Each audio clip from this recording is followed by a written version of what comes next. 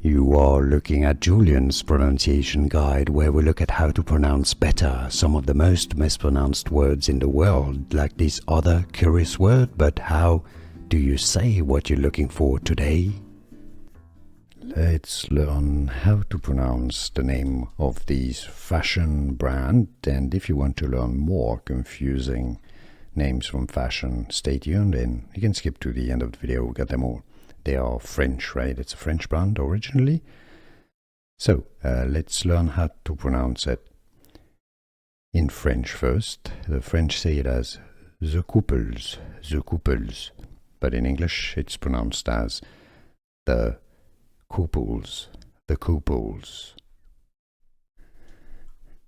Let's learn how to pronounce the name of this fashion brand, and if you want to learn more confusing names from fashion, stay tuned and you can skip to the end of the video, we got them all.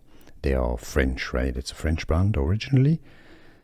So let's learn how to pronounce it.